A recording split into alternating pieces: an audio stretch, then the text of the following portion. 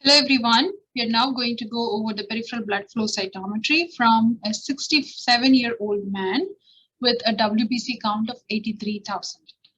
So this is peripheral blood, and let's start with CD45 versus side scatter. This is a very high WBC count, but still it shows a mixture of cells.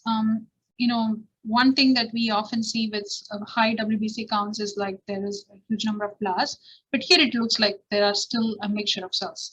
And we do have cells in the lymphocyte gate as defined by bright CD45 and low side scatter. There are monocytes with bright CD45 and slightly higher side scatter than the lymphocytes, and there are granulocytes with high side scatter and dimmer than lymphocyte CD45, and there are some cells in the blast gate, and but they're not the majority of the cells, but that's a considerable number of cells. You don't expect to see any blasts in the peripheral blood, but we do see some cells here. And again, there are something else that is sitting in the blast gate also. Maybe we can see what it is, this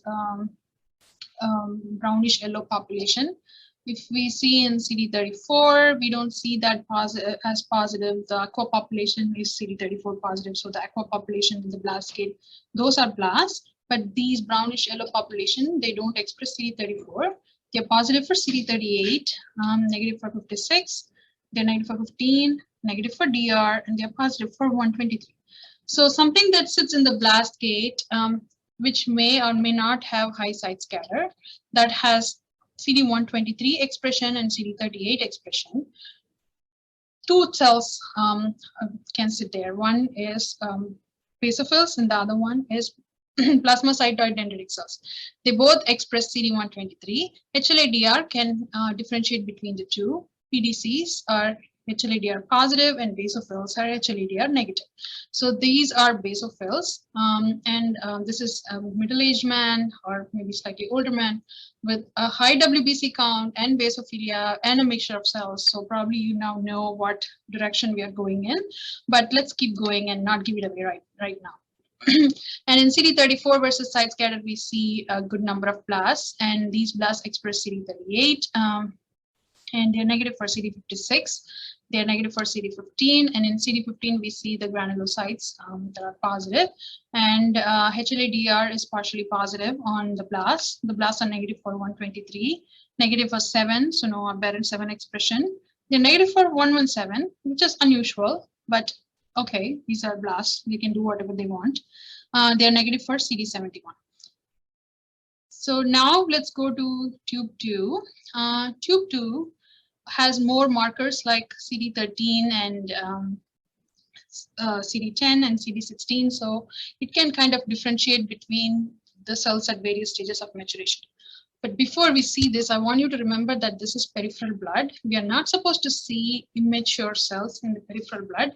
The only thing we are supposed to see are the 10 and CD16 positive neutrophils as far as granulocytes are concerned.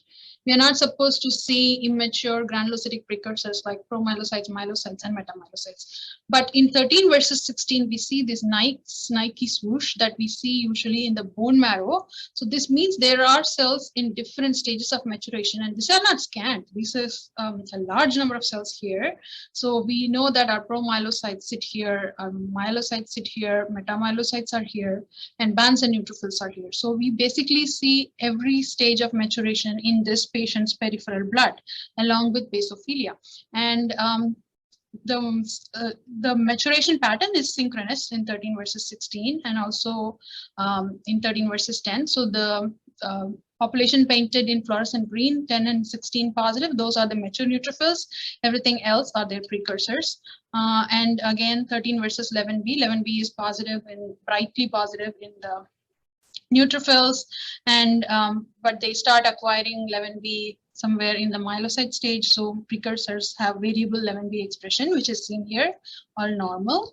So the pattern of expression is normal. It's just that the cells are in the wrong place. 13 versus 33 again looks normal, HLA-DR negative. And now we see the blast in this tube, which is CD34 positive and painted maroon.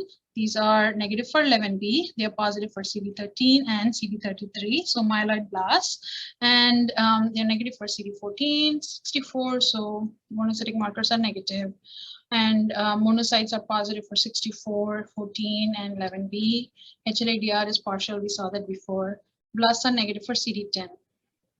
So we have, and we do have the table showing the number of cells in each kit, and this is 123 and 38 positive, which are the basophils, which are 10% of all cells. That's very high, right? Normally we don't see basophils, less than 1% is normal, 10% is high, and here we also see the blasts that are approximately 9%. So we have a patient with high WBC count showing granulocytes in all stages of maturation along with basophilia and 9% blast. So this is a picture of, we have to say it is like a picture of CML or chronic myelogenous leukemia. But for diagnosing CML, you need translocation 922. That is the definition of CML. So you cannot call it CML right away from flow cytometry. You have to say myeloproliferative neoplasm and in your top line. And you can say in the, you have to also give the percentage of blast because, this is not chronic phase. Chronic phase is less than 5% blast. So this is, chronic phase is, you need the bone marrow to stage anyway. So these are increased number of blasts in the peripheral blood. So you just give the percentage of blasts and then you discuss your differentials in the comment. So one other thing is G-CSF administration can also lead to seeing cells left shifted granulocytes in the peripheral blood, but you don't see this number of blasts or so many left shifted cells in the peripheral blood with G-CSF administration or regenerating bone marrow. So this is like very high WBC count. So this is how a typical CML will look like. And this CMLs are also those cases where you can, see the phenotype of basophils because normally you don't see much of basophils and it's very hard for flow to pick it up also. So this is one other example where you can see the nice CD123 positivity and HLA-DR negativity of the basophils. Thank you.